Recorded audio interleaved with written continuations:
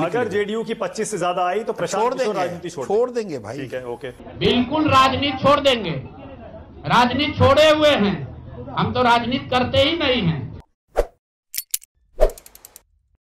नमस्कार बंधुरा, আপনারা দেখছেন পারফেক্ট পলিটিক্স, সাদা বাংলায় রাজনীতির কথা। ভাই রে ভাই, সত্যি কথা বলতে প্রশান্ত কিশোর এবার পলিটিশিয়ানই হয়ে গেছেন, মানে বড় একজন রাজনৈতিক নেতাই হয়ে গেছেন। না হলে এই ধরনের কথা ঘোরানোর খেলা প্রশান্ত কিশোর পারতেন কি পারতেন না জানি না, তবে তিনি খেলা যে খেলতেন সেটা তো সবাই জানেন, যে কিভাবে খেলা খেলে তিনি তৃণমূলের মতো দলকে এই 2021-এর বিধানসভা ভোটে পশ্চিমবঙ্গের ক্ষমতায় নিয়ে এসেছিলেন। সেই সময় মমতা বন্দ্যোপাধ্যায়কে তিনি কিভাবে সাহায্য করেছিলেন। কিন্তু নিজে যখন প্রশান্ত কিশোর বিহারে জনসুরজ পার্টি তৈরি করে ভোট লড়তে গেলেন, তখন সেখানে ডাহা ফেল মারলেন, তিনি শূন্য পেলেন।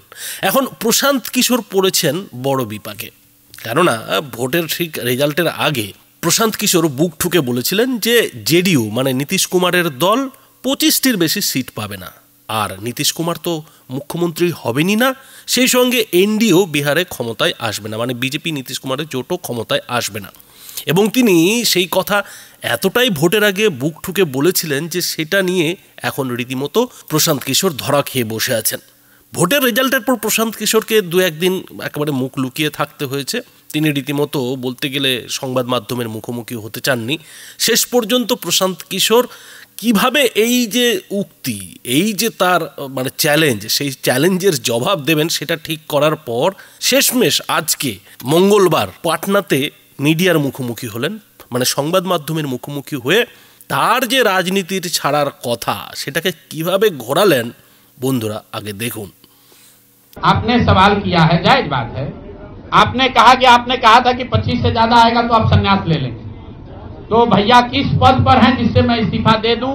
अगर किसी पद पर हैं, ये तो नहीं कहा था कि बिहार छोड़कर चले जाएंगे, बिहार में रहेंगे और राजनीति नहीं।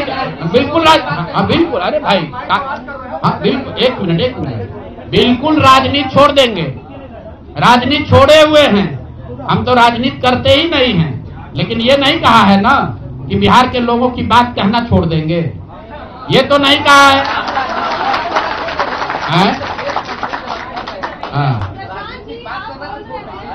नहीं, आपने ऐसा है, हमने कहा कि अगर 25 से ज्यादा सीट आएगा तो राजनीति छोड़ देंगे, बिल्कुल बात पर कायम है। लेकिन ये तो नहीं कहा कि ये 30,000 करोड़ रुपया में वोट खरीदेंगे। अब आप कह रहे नहीं, वोट उन्होंने नहीं खरीदा है, तो हमने कहा अगर नहीं खरीदा है तो 2 लाख रुपया दे दीजिए, हम बिल्कुल छोड़ देंगे। एक मिनट रुकिए, अरे सुन तो लो, सरकार क्या विज्ञप्ति पढ़ लो जिस पर सरकार ने, हाँ बिल्कुल बिल्कुल बिल्कुल, नहीं ऐसा है, बिल्कुल हम भी सभी की बात नहीं कर रहे हैं। सरकार ने 1.5 करोड़ लोगों को 10-10 हजार रुपया दिया है और पूरे देश में इस बात पर बहस छिड़ी हुई है कि क्या ये 10,000 रुपया वन टाइम देकर वोट खरीदा गया है कि किसी सरकारी योजना के तहत इस पैसा को दिया गया है। मैं ये कह रहा हूं कि मैं बिल्कुल ये मानने को तैयार हूं कि सरकार का ये एकाधिकार है, वो चाहे योजना शुरू कर सकती है, अंतिम महीने में ही किया, उसमें कोई दिक्कत नहीं है, हम उस बात पर नहीं पढ़ रहे। इलेक्शन कमीशन ने चुनाव के दौरान ये पैसा बांटने दिया, ये उनकी गलती है, उस पर भी हम टीका टिप्पणी नहीं कर रहे हैं। हम तो ये कह रहे हैं कि जिस योजना के तहत आप जीत कर आए हैं उस योजना को लागू कर दीजिए। हम लोग को बिहार में रहने की भी जरूरत नहीं है, बिहार ही छोड़ देंगे, राजनीति की क्या बात कर रहे हैं? 40,000 करोड़ रुपए आप कह रहे हैं कि वोट खरीद लिया गया, इस वजह से वो जीत गए, आप हार गए। ना, हम नहीं हारे, हम हार नहीं, हम तो रेस में ही नहीं है, हम तो रेस में ही नहीं है। हम आपको ये बता रहे हैं कि जो बात नीतीश कुमार के जीतने की है, जीत और हार के बीच में एक ही बात है कि क्या नीतीश कुमार जी ने, उनकी सरकार ने ये हर विधानसभा में 60,000 वोट 10,000 रुपया देकर खरीदा है कि नहीं खरीदा है, इस पर बात है। और मैं ये एक मिनट रुकिए, चुनाव से पहले ही कहा है और चुनाव के पहले ही की बात हो रही है। और अरे आप क्या चाहते हैं? हम कह दें कि हम राजनीति से संन्यास ले रहे हैं, इसलिए आप आए हैं। তো বন্ধুরা বুঝতেই পারছেন যে প্রশান্ত কিশোর রাজনীতি ছাড়ছেন না। এখন প্রশান্ত কিশোর যেটা তার যুক্তিতে বলছেন যে তিনি বলেছিলেন যে রাজনীতি ছেড়ে দেন, কিন্তু তিনি রাজনীতিটা করছেন কোথায়? তিনি তো রাজনীতি করছেন না, কেননা তিনি তো এবার ভোটে দাঁড়াননি। ফলে রাজনীতি ছাড়ার ব্যাপারটা আসছে কোত্থেকে? আর তাছাড়া তো তিনি কোনো পদেও নেই, ফলে তিনি রাজনীতি নতুন করে ছাড়বেন কি? তিনি তো রাজনীতি ছেড়েই বসে রয়েছেন। তিনি তো আর এই কথা বলেননি যে বিহার ছেড়ে অন্য জায়গায় চলে যাবেন যদি নীতিশ মুখ্যমন্ত্রী হয়। তো এরকম একটা যুক্তি, গোল গোল যুক্তি প্রশান্ত কিশোর মিডিয়াকে খাওয়ানোর চেষ্টা করেছেন, যদিও মিডিয়া কিন্তু বারবার তাকে ছেকে ধরেছে, বারবার কিন্তু তাকে প্রশ্ন করেছে যে এইভাবে কথা ঘোরালে হবে না। তিনি তো সেই সময় বুক ঠুকে এটাও বলেছিলেন যে তিনি লিখে দিতে রাজি আছেন, কিন্তু আজকে তিনি অন্যভাবে কথাগুলো বলছেন। এখন কথা হচ্ছে বন্ধুরা যে প্রশান্ত কিশোর রাজনীতি ছাড়ছেন কি ছাড়ছেন না, কিংবা তার যে চ্যালেঞ্জ, তার যে কথা দেওয়া, সেই কথা তিনি রাখছেন কি রাখছেন না, সেটা কোনো বড় ব্যাপার নয়। কেননা রাজনীতিতে আসতে গেলে এই ধরনের কথা ঘোরাতেই হয়, কথার খেলা খেলতেই হয়, সবাই এই ধরনের কথার খেলা খেলেন। কিন্তু বড় যেটা প্রশ্ন হচ্ছে সেটা হচ্ছে যে এই একই ধরনের খেলা প্রশান্ত কিশোর 2021-এর বিধানসভা ভোটে পশ্চিমবঙ্গেও খেলেছিলেন। পশ্চিমবঙ্গেও কিন্তু তিনি চ্যালেঞ্জ ছুঁড়েছিলেন যে বিজেপি 100 পার করবে না। যদিও প্রশান্ত কিশোরের সেবার সেই চ্যালেঞ্জটা মিলে গিয়েছিল, কথাটা কিন্তু মিলে গিয়েছিল, তারপরেই কিন্তু প্রশান্ত কিশোরের দর বেড়ে গিয়েছিল, প্রশান্ত কিশোরের উপর লোকের বিশেষ করে রাজনৈতিক দলগুলির ভরসা বেড়ে গিয়েছিল। কিন্তু সত্যি সত্যি যদি বিজেপি 100-র বেশি আসন 2021-এর বিধানসভা ভোটে জয় করে ফেলতো, তাহলে কি প্রশান্ত কিশোর তার কথা রাখতো, নাকি আজকে বিহারের যেভাবে তিনি কথা ঘোরাচ্ছেন সেভাবেই তিনি কথা ঘোরাতেন? তো বন্ধুরা, 2021-এর বিধানসভা ভোটের আগে প্রশান্ত কিশোর যে খেলাটা খেলেছিলেন, সেই খেলাতে কিন্তু বাঙালি বলতে গেলে বুর্বাক বনে গিয়েছিল।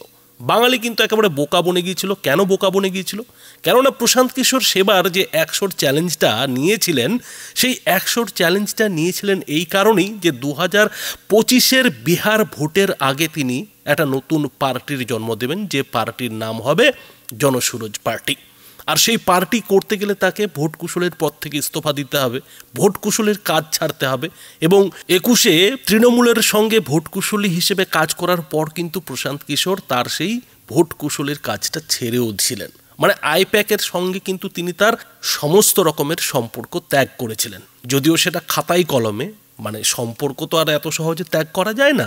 আর সেই কারণেই হয়তো 2024-এর যে লোকসভা ভোট, সেই লোকসভা ভোটে মমতা বন্দ্যোপাধ্যায়কে ফোনে ফোনে নানান পরামর্শ এই পিকে দিয়েছিলেন বলেও কিন্তু আমরা জানতে পেরেছিলাম। অর্থাৎ মোদ্দা কথায় প্রশান্ত কিশোর ভালো মতোই জানতেন যে তিনি এই 2021-এর বিধানসভা ভোটের পর, পশ্চিমবঙ্গের বিধানসভা ভোটের পর আর ভোট কুশলের কাজ করবেন না। আর সেই কারণেই কিন্তু তিনি চ্যালেঞ্জ দিয়েছিলেন যে তার কথা যদি না মেলে তাহলে তিনি ভোট কুশলের কাজটা ছেড়ে দেবেন। অর্থাৎ এটা যে একেবারে হিসেব করা খেলা ছিল, সেটা কিন্তু এখন পরিষ্কার হয়ে যাচ্ছে। এবং পরিষ্কার এটাও হয়ে যাচ্ছে যে প্রশান্ত কিশোরের মতো লোকেরা কিভাবে কথা ঘোরাতে পারে। খেলা তো ঘোরাতে পারেই, কথাও কিভাবে ঘোরাতে পারে সেটা কিন্তু আজকে যখন বিহারে তিনি ধরা খেয়ে গেছেন তখন বেশ বোঝা যাচ্ছে।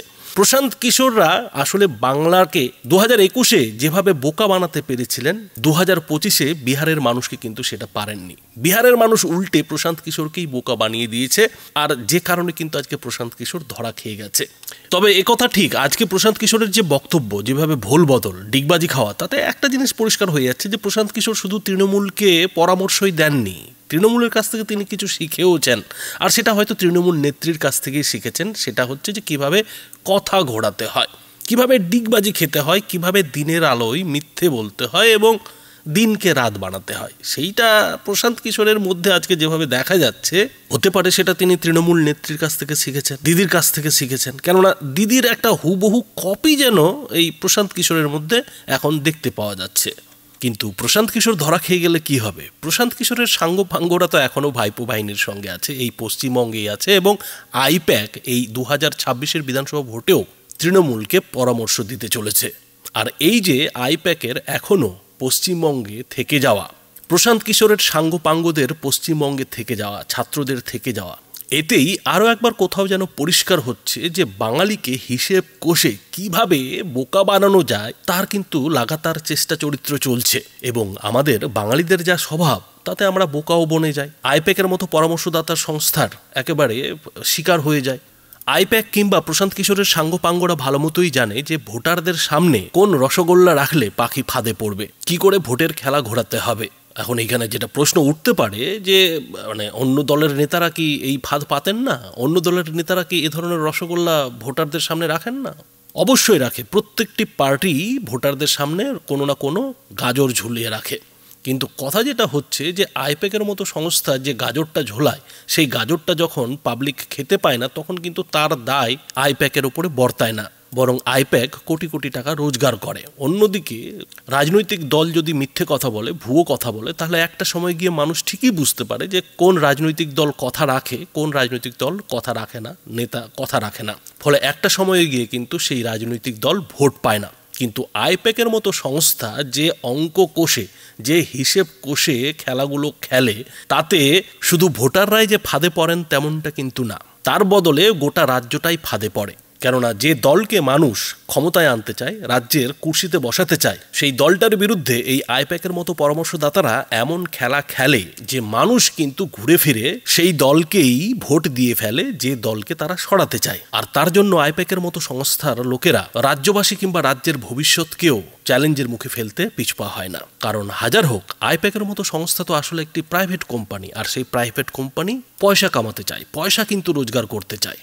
আর যে বাঙালিরা আমরা প্রাইভেট কোম্পানির প্রাইভেট চাকরিকে দূর করি, দূর ছাই বলে নাকশিট কই, সেই লোকেরাই কিন্তু এই সব আইপ্যাকের মতো প্রাইভেট কোম্পানির পরামর্শে বা ফাঁদে পড়ে আমাদের বহুমূল্য ভোটের কিন্তু জলাঞ্জলি দিই। তো বন্ধুরা, আজকে প্রশান্ত কিশোরের সঙ্গে যে এই যে অবস্থা, এই যে প্রশান্ত কিশোরের দুরবস্থা, এ নিয়ে আপনারা কি বলবেন? আর এই অবস্থা আইপ্যাকের মতো পরামর্শদাতা সংস্থাগুলোর কবে হবে, এ ব্যাপারে আপনারা কি মনে করেন? আপনাদের মতামত অবশ্যই এই ভিডিওটির নিচে কমেন্ট বক্সে লিখে জানাবেন। ধন্যবাদ।